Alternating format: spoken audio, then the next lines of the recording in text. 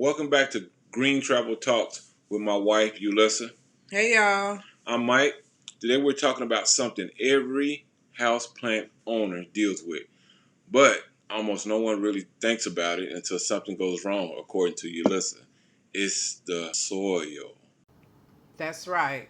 It's a carefully engineered environment that determines whether your plant thrives, sulks, or quietly gives up on life. While you're convinced you did everything right, in this episode brought to you by Get It To You Nursery Club.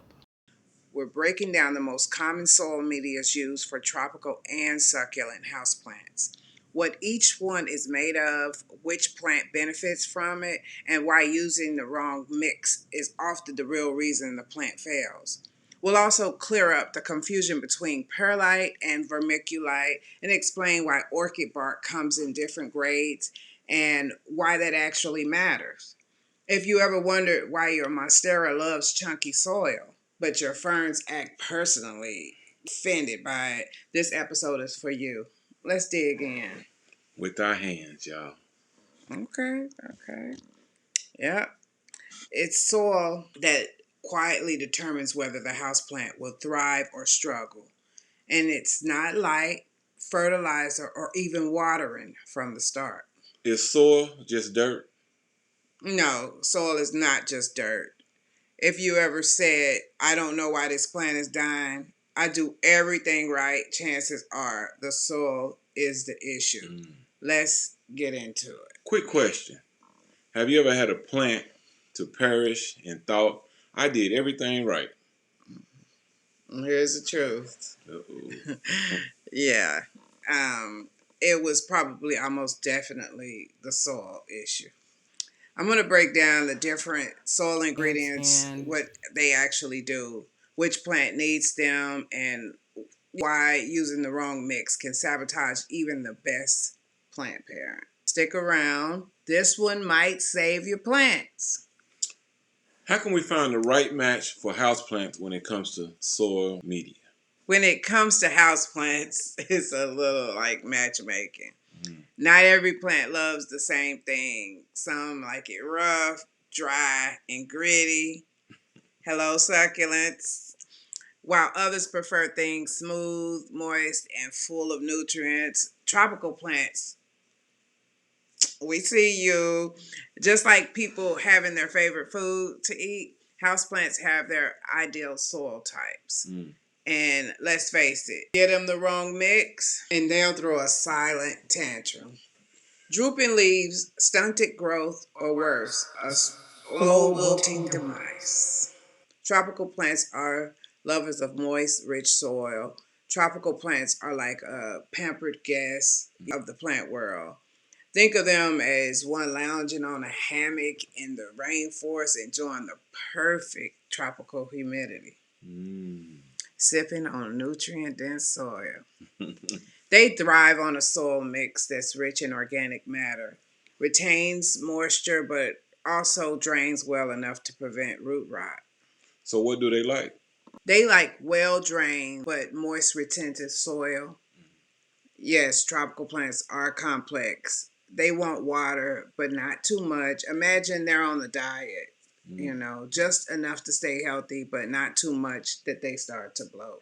Organic matter is one of their likes. Plant equivalent to superfood like peat moss, compost, core, and those are their favorites. These keep the soil soft and moisture rich, which is exactly the rainforest ancestors would have ordered. They also like aeration. Add some perlite, orchid to the mix and keep things light. Tropicals like their soil well ventilated, not compacted. Like clay? Yes. It's bad for their roots and their ego. Healthy plants start below the surface. When the soil structure matches the plant's evolutionary environments, growth becomes easier, watering becomes predictable, and plant problems dramatically decrease. When understanding soil media, what it's made of, which plant benefits, soil media controls water retention, drainage, aeration, and nutrient availability. Each component serves a purpose, And combining them correctly allows you to replicate a plant's natural habitat, whether that's a rainforest, canopy, or desert floor. We'll mention the soil mix recipes in a little bit. Okay. Succulents. Fan of fast draining, gritty soil. Now, succulents are a whole different breed. If tropical plants are those that love to soak in a bit of luxury, succulents and cactus are the gritty. Okay, independent type. Think desert survivors. These plants evolved to thrive in harsh, arid environments with minimal water. Their soil needs to reflect that. They don't want a nutrient dense buffer. They want a sandy snack to be left alone for a while. Hmm. So what do they like? They like fast draining, gritty soil. Succulents despise soggy condition. You know that friends who insist they don't need help even when they do clearly? Yeah, that's succulents. When it comes to moisture, they're fiercely independent and will drown in too much love, aka water. Low organic content. Unlike tropical, succulents don't want to be pampered, in rich soil. Too much organic materials and they start rotting from the base up. That's the root. A light snack of minerals, some grit will keep them happy. And we'll talk about a soil mix recipe for succulents as well shortly.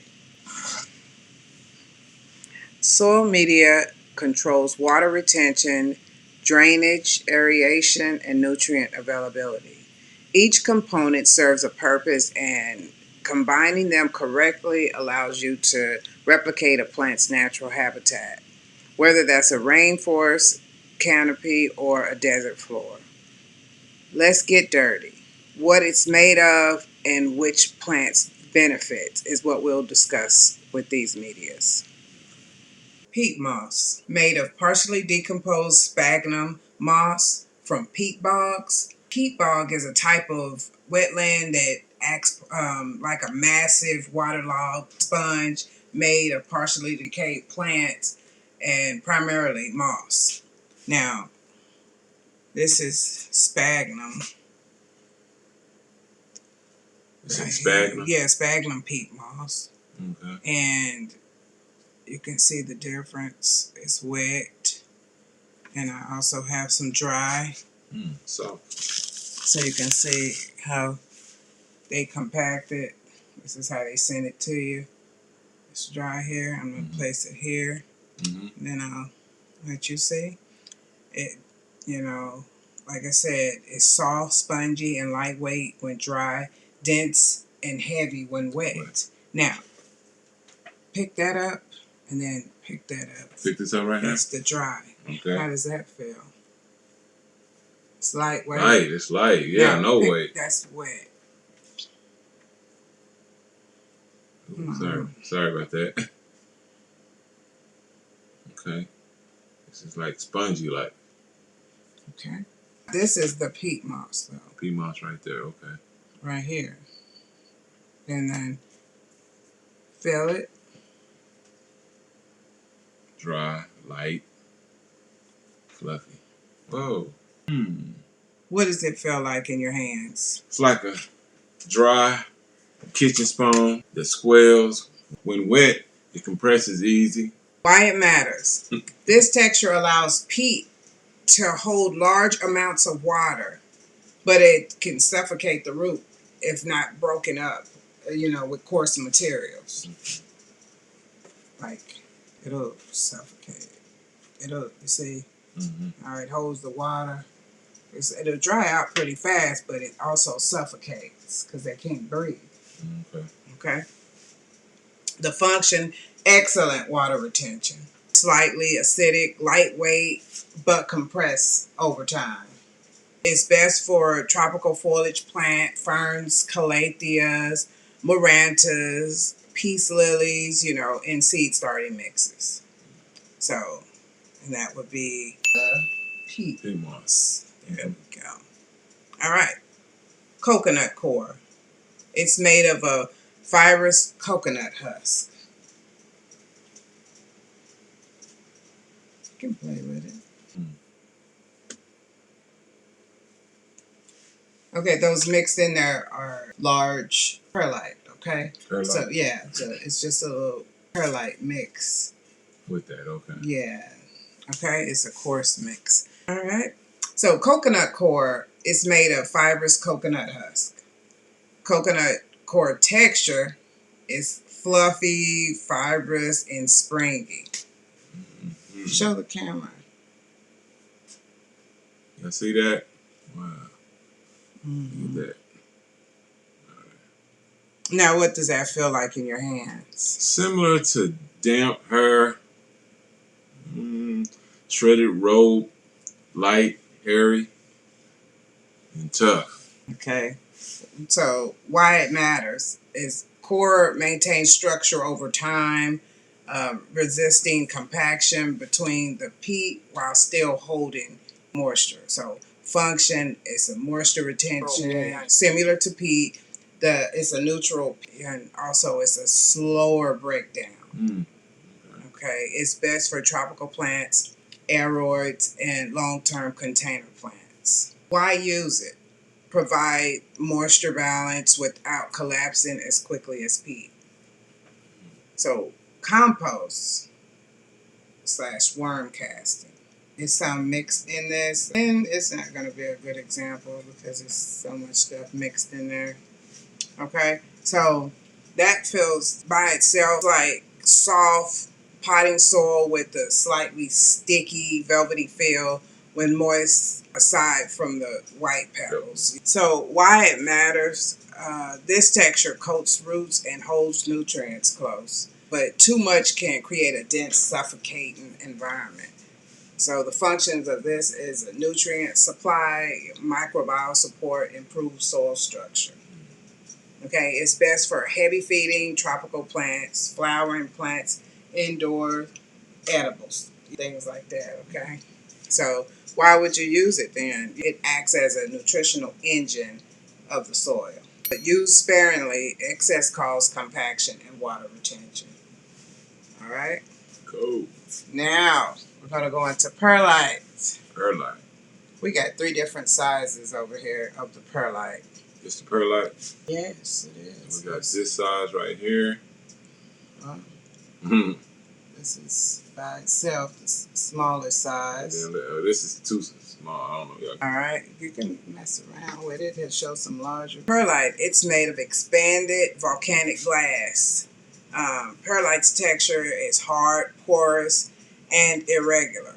What does that feel like in your hands? It's lightweight, beady, styrofoam. Creates air pockets. You know, its rigid texture prevents soil collapse and it allows oxygen to reach the roots. That's why that matters. Its function is to improve drainage, increase oxygen to the roots, no nutrient or water retention. Remember that. It's best for houseplants, tropical plants prone to root rot. Why use it? Keep soil light and airy. Vermiculite. This is vermiculite. Whoa. Alright. Vermiculite. It's made of expanded mineral heated until it forms accordion-like layers. Vermiculite texture is a soft layer and flaky. What does it feel like? Thin, lightweight shaving, mica flakes that crush easy between your fingers. So, why it matters? Its accordion-like structure traps water and nutrients, making it ideal for moisture consistency but poor for drainage. Functions hold water and nutrients, improves moisture consistency, softens soil textures. Best for seed starting, propagation, plants that like evenly moist soil. Ideal plant, ferns, African violets, prayer plants, herbs, and young seedlings. You notice I didn't say any tropical or succulents. So why would you use it? Vermiculite, it acts like a sponge, holding moisture and nutrients close to roots. Excellent for plants that do not tolerate drying out. Okay, when not to use it: succulents, cacti, orchids, plants prone to rot. The key distinctions: perlite, air, and drainage; vermiculite, moisture and nutrient retention. So you can't substitute one for the other. It's best for succulents, cacti, bonsai, drought tolerant plants. So why use it? Because it provides airflow without overly drying the soil. All right. Sand, and coarse only. It's made of crushed rock or silica. Feel that? And you see it's got little tiny rocks. Yeah, I do. Sand coarse texture is gritty and sharp edged. Can you feel it? All right. That's enough. I'm the sand man. So what did it feel like? Hey, try the wet. Okay. What it feels like rough beat sand. I crushed stone. Doesn't clump up too much when it get wet. See? It just fall apart. Yes. Why it matters. Coarse sand creates gaps between particles for fast drainage. Fine sand, by contrast, becomes cement-like and should be avoided by all costs. The function is to improve drainage and it adds grit. It's best for succulent and desert plants like cacti. So avoid fine sand. Fine particles compact and suffocate the roots, okay? Orchid bark now. We're going to talk about that. The fine versus coarse grade. This is the fine grade. Okay. And it's the coarse grade. Small bark chips. That's what it's made of. Get the fine. Set aside the perlite. Yeah. There you go. In your hand. I need you to feel it. Oh, you made me feel it? Okay. Do it like this. Yeah. Okay, that's that. What you're saying, different. It's small, angular, and woody. So what does it feel like to you? What it feel like to me? Let me see. Let me do it like this. Let's see. Tiny wood chips or broken pine bark. You got it. Why it matters. Fine bark provides moderate airflow while retaining more moisture than coarse bark. Ideal for small roots and shallow containers. The function is moderate moisture retention, improves airflow. Okay. Coarse grade orchid bark, made of large bark chunks. It's best for orchids, aroids, Hoya, epiphytic plants. Orchid bark, for the coarse texture, is large, chunky, and rigid. So what does that feel like to you? Bark nuggets, a wood chunk. Got it. So why does it matter? It creates large air gaps that dry quickly, preventing rot and mimicking epiphytic growing conditions. Function: maximum airflow, fast drainage, prevents root suffocation. Rule of thumb though: fine bark equals more moisture. Coarse bark equals more air. We got a potting soil base mix. It's made of peat or core, which is cocoa core, coconut core, compost, and other fillers. See, some of anything over here, you know. As you can see right here, you can fill in it. You can see some perlite, some coconut core, some peat moss. I can even feel some sand in here. It's best used as a customizable base rather than a standalone solution. Okay. Potting soil, unnamed textures, uniform, soft, and dense. So, what does it feel like to you? Did you make this or is it from the store? Yes. It's smooth, slightly dusty when dry. It's a bit muddy when wet. So this is your mix? No, I bought it from the store. Why it matters. By itself, this texture holds water too long. For many houseplants, the benefits from amendments. Practical soil matching. Plant types.